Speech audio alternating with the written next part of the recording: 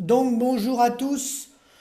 Sujet d'actualité aujourd'hui, vous avez vu dans les médias de quoi il nous parle depuis les élections européennes et la dissolution de l'Assemblée nationale. Donc je vais parler de 4 thèmes, mais qui sont liés à ce qu'ils nous disent dans les médias. Ils nous expliquent que, vous avez vu, il essaye de faire non pas une cohabitation comme il y a eu par le passé, mais il essaye de monter des coalitions à tort ou à raison pour refuser le vote des Français, c'est-à-dire créer un gouvernement, une coalition de gouvernement de plusieurs partis en, en excluant des dirigeants politiques le Rassemblement national, qui a fait plus de 10 millions de voix, qui est arrivé en tête aux élections européennes, qui est arrivé deuxième à l'élection présidentielle juste derrière Emmanuel Macron, et il essaye également d'exclure la France insoumise, qui est dans le nouveau Front populaire et qui est arrivé troisième à l'élection présidentielle. Donc ils font leur tambouille à eux. Pour dire que si il y avait d'autres partis de gouvernement qui dirigeaient le pays, ça serait la catastrophe, ça serait la faillite de la France. Donc c'est ça le message en gros qui est passé par les grands médias. Et pendant que j'y pense, avant d'aller plus loin, n'oubliez jamais que les résultats des élections, beaucoup de candidats s'en sont plaints, hein, nous les souverainistes, François Asselineau, etc., depuis des années, Jean-Pierre Chevènement s'était plaint de ça déjà à son époque et plein. Les élections sont faites par les passages des temps d'antenne. Et c'est la musique qui est chantée toute la journée par les médias qui conditionne les votes et les Français et qui manipule les populations. Ne perdez jamais ça de vue. Une fois que le vote est fait, on ne peut que l'accepter, sauf s'il y a eu une fraude dans les votes, mais on ne peut pas remettre en cause une élection. Alors, donc, vous comprenez bien que eux, ils sont dans le camp du bien, ils ont raison. La Macronie, les Républicains, le Parti Socialiste, les gens qui ont gouverné, expliquent qu'il faut exclure et le Rassemblement National et la France Insoumise et les écologistes aussi, j'ai vu. Voilà. Donc je ne sais pas pourquoi des gens sont exclus et pas d'autres. C'est une question, hein, c'est une question que je pose. Et alors moi maintenant, je vais vous parler concret. Que font nos élus? Quels sont les résultats économiques de ceux qui nous ont gouvernés? On ne va pas parler de ceux qui n'ont pas gouverné. Ils n'ont pas de bilan, ils n'ont pas été au pouvoir. Bon. Les résultats aujourd'hui des politiques menées à l'échelon français, à l'échelon européen. Nous, on a un exemple, c'est l'Allemagne. L'Allemagne, aujourd'hui, les faillites d'entreprises explosent en Allemagne, notamment à cause des prises de position de nous, les Européens, envers le conflit en Ukraine, qui a entraîné des catastrophes au niveau des coûts de l'énergie. Mais ce n'est pas la seule et unique raison. C'est lié au schéma économique allemand et français.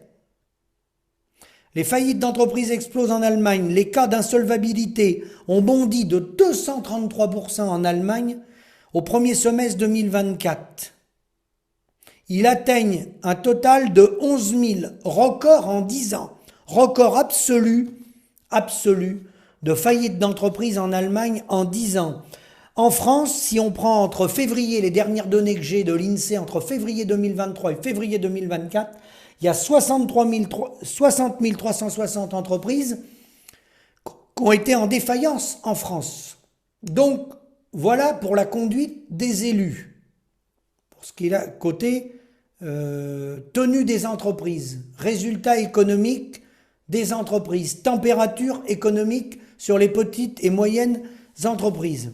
Ensuite, les gens qui nous représentent, que ce soit en agriculture ou que ce soit au niveau politique, des politiques nationales, ce sont les mêmes, vous savez, puisque la phrase bien sympa de mon ami Denis, on prend les mêmes et on recommence, merci de m'avoir envoyé, c'est lié, tout ça est lié.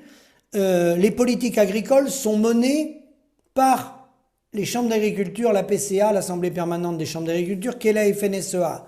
Merci pour vous, les adhérents de Normandie. À la région de Normandie, la vice-présidente à l'agriculture entendait profiter d'un système d'aide régional pour sa propre ferme, juste avant sa suspension. Je vous rappelle que des élus à la région sont en cogestion avec les élus de la nation. Donc, aujourd'hui, les macronistes, hier les républicains, parce qu'ils sont dans les conseils, hein, et des gens du Parti socialiste qui sont dans les régions. C'est ceux-là qui sont à la tête des régions. C'est pas le Rassemblement national, ni la France insoumise, ni les écologistes qui veulent exclure. Donc, je ne dis pas qu'ils ont raison, mais ils veulent exclure des gens qui n'ont pas eu le pouvoir et qu'aujourd'hui, ils n'ont pas de compte à rendre parce qu'ils n'ont pas fait ce que je vais vous montrer. Donc la région Normandie a suspendu un dispositif de soutien à l'investissement des entreprises agricoles en attendant de définir des critères plus stricts. Quelques heures avant la suspension, la SCEA Odier-Drouet a transmis un dossier lui permettant sur le papier de bénéficier des conditions initiales plus favorables. Cette société est l'entreprise de Claudide Udier, vice-présidente de la Chambre d'agriculture, FNSEA. Bon, voilà, c'est un cas parmi tant d'autres. Je vous avais parlé il y a quelque temps d'une élue du Front National FNSEA qui avait été rattrapée par les affaires, et c'est pareil dans les autres partis, les Républicains et autres, des gens qui nous ont gouvernés. Ensuite, je reviens sur le réseau financier et bancaire. Je vous rappelle que ces gens-là qui sont élus, là je vais rester encore 2 minutes sur la partie agricole, et qui sont en lien avec les réseaux bancaires, là je vais prendre l'exemple du Crédit Agricole. Ces gens-là sont nos représentants, donc FNSEA, ont ce qu'on appelle des jetons de présence. Je remercie monsieur Guy Laluc avec le journal Argos. Jetons de présence au Crédit Agricole. Le document d'enregistrement universel 2023 du Crédit Agricole a été déposé le 27 mars 2024. Dominique Lefebvre, président, perçoit une rémunération fixe annuelle de 625 000 €. Celle de Philippe Brassac, le directeur, est de 1 100 000 €, à laquelle s'ajoute la rémunération variable de 1 320 000 €. Article de Marianne du 25/04/2024. Montre que les grands patrons gagnent en moyenne 97 fois plus que le salaire moyen des salariés. Le patron du Crédit Agricole ne gagne que 24 fois plus. Voilà. Les jetons de présence sont versés au prorata de l'assiduité aux séances du conseil d'administration. Christiane Lambert, présente seulement à 69%, ne touche donc pas la totalité de ses indemnités. Voilà. Donc je ne vais pas vous faire la liste détaillée, il y a le tableau, vous pouvez le consulter sur le journal Argos de Guy Laluc. Voilà, vous prenez un abonnement, ça coûte pas cher à l'année, hein, et vous voyez les jetons de présence. Le premier, Raphaël Appert, 50 610. Le deuxième, Agnès Audier, 66 500 € de jetons de présence. Tout ça pour vous dire qu'on nous fait des leçons de morale à la télé, partout dans les médias, en disant attention à la catastrophe, faut garder nos dirigeants, les gens qui nous ont dirigés depuis 50 ans. Là, je vise la Macronie, les Républicains et le Parti Socialiste, puisque c'est eux qui ont été aux commandes. Bon, voilà, on peut pas le nier. Hein, voilà, c'est eux qui ont été aux commandes. Donc demain, ils vont nous expliquer que ça sera pire après. Bon. Alors je ne sais pas si ça peut être pire, la situation agricole, je ne vais pas m'étendre sur cette vidéo là-dessus, vous la connaissez, on est à 2 suicides par jour. Donc la situation, elle est dramatique et elle s'aggrave pour les agriculteurs au niveau européen et je dirais même au niveau mondial. Donc comment va-t-on sortir de cette crise? Eh bien il n'y a pas d'autre solution aujourd'hui que nos institutions. Il n'y a pas d'autre solution que de s'en tenir aux institutions actuelles qui vont probablement essayer de réviser. Donc, que s'est-il passé? Macron a été élu en 2017. Il n'avait aucun parti politique. Rappelez-vous, il est parti de rien. Il a simplement été médiatisé et mis en avant par les grandes chaînes de médias. Je n'ai pas besoin de vous dire pourquoi ils choisissent de mettre des gens en avant et pas d'autres. Quand on dit qu'il faut des élus pour être représentés et aller dans les médias, c'est faux. Il y a des gens que vous voyez sur CNews ou autres tous les soirs qui n'ont jamais été élus et qui n'ont pas d'élus et on leur donne 1 heure ou 2 heures d'antenne chaque jour. Donc ça, c'est faux. Ça veut bien dire que les médias orientent les messages qu'ils veulent faire passer à la population pour manipuler le peuple. Donc Macron élu en 2017, sans aucun parti politique, vous vous rappelez. Ensuite, il a été réélu en 2022, sans majorité au Parlement. Mais il a exercé sans avoir la majorité au Parlement. Jusque maintenant, jusqu'en 2024. Aujourd'hui, il a perdu. Force est de constater qu'il a perdu aux européennes, voilà. Il a perdu et il refuse d'appeler le camp des vainqueurs. Même s'il n'y a pas de grand vainqueur, il y a une équipe qui est arrivée en première position. Voilà. Il doit s'appuyer sur les institutions, notamment l'article 8, pour demander au premier parti ou à la première coalition arrivée en tête de former un gouvernement. Ensuite, un gouvernement est formé avec un Premier ministre en accord avec le président de la République, comme ça s'est passé pendant les cohabitations. Qu'il y ait majorité ou qu'il n'y ait pas majorité. Après, dans un second temps, s'il y a des majorités permanentes pour renverser le gouvernement, là, on revient devant le président de la République et le président de la République pour demander à remettre en place une nouvelle équipe. Mais la première étape, c'est de se tourner vers ceux qui sont arrivés en tête, qu'on ait voté pour eux ou qu'on n'ait pas voté pour eux, qu'on soit d'accord ou qu'on soit pas d'accord. Ça s'appelle la démocratie. Et là, regardez bien ce qu'il est en train de faire. Il est en train d'essayer de monter un Premier ministre avec quelqu'un qui serait arrivé 3e ou 4e. C'est quoi ça? Nous, on a eu des élections Chambre d'agriculture. Les gens qui nous représentent 25,8% des paysans. Est-ce que le président de l'Assemblée permanente des chambres d'agriculture, est-ce que les présidents des chambres d'agriculture, on peut nommer quelqu'un demain matin du MODEF, qui fait 1,5% au niveau national? On va proposer, nous, demain, que le président de la PCA, de l'Assemblée permanente des chambres d'agriculture, ça soit quelqu'un du MODEF. Donc, nommer quelqu'un du MODEF, ça serait s'asseoir sur le résultat des élections Chambre d'agriculture. Qui, avec 50% des gens qui votent pas, seulement 45% des votants, mais dans ces 45% des votants, c'est sans équivoque, c'est la FNSEA qui est arrivée en tête. C'est incontestable. Donc est-ce qu'on va demander que demain, les représentants dans nos départements et les représentants nationaux, ça soit des gens du MODEF, qu'on fait 1,5%, le plus petit score, ou des gens de la Confédération paysanne ou de la coordination rurale, qui sont pas arrivés en tête? C'est ce qu'essaye de faire Emmanuel Macron. Il essaye de priver le résultat des élections, qui est ce qu'il est, qui a été influencé par les médias, comme vous le savez, à chaque élection, et qui est le jeu des alliances, comme il était du temps de l'UDF, du RPR, etc., et des courants de gauche, le Parti communiste, le Parti socialiste, les radicaux de gauche, etc., etc. Il y avait le jeu des alliances avant. Et il y avait deux camps qui s'affrontaient. Mais souvent, il y avait une majorité à l'Assemblée nationale. Là, il n'y a pas de majorité. Et quand il n'y a pas de majorité, c'est la coalition ou le premier parti qui arrive en tête qui il doit être appelé pour construire un gouvernement.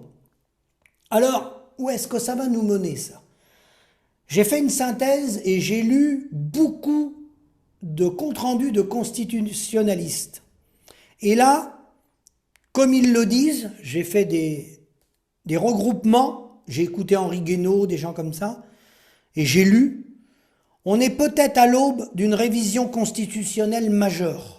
En l'absence de majorité absolue, les parlementaires élus dimanche vont devoir inventer un chemin non prévu par la Constitution de la Ve République, estime la majorité des constitutionnalistes. Il y a quelque chose d'une crise institutionnelle et même constitutionnelle. Mais je ne suis pas sûr que ça soit lié à la Ve République. C'est davantage lié aux options économiques et politiques offertes qui mettent les électeurs devant des alternatives ultra frustrantes. Alors ce qui s'est passé, C'est un peu ce qui s'était produit au début de la Troisième République, quand le président MacMahon s'était entêté à nommer des premiers ministres monarchistes contre la majorité républicaine, qui avait été élus. Vous voyez, il y a des gens qui arrivent en tête toujours. Même à peu de voix, il y a des gens qui arrivent en tête. Bon. Il s'était entêté, il ne voulait pas. Bon. Même s'il n'y a pas de majorité, il y a quand même une coalition qui est arrivée en tête. Voilà ce que disent les constitutionnalistes, de façon majoritaire. Si Emmanuel Macron refuse de nommer un Premier ministre en phase avec cet ordre d'arrivée, on pourrait considérer qu'il va s'installer une crise de type de celle de 1877, qui avait abouti à la démission de MacMahon. Cet épisode avait ouvert la pratique qu'un président doit forcément nommer un Premier ministre cohérent avec la majorité qui s'est dégagée des élections, même si le mot majorité est un mot trop fort, parce qu'il n'y a pas d'extrême majorité.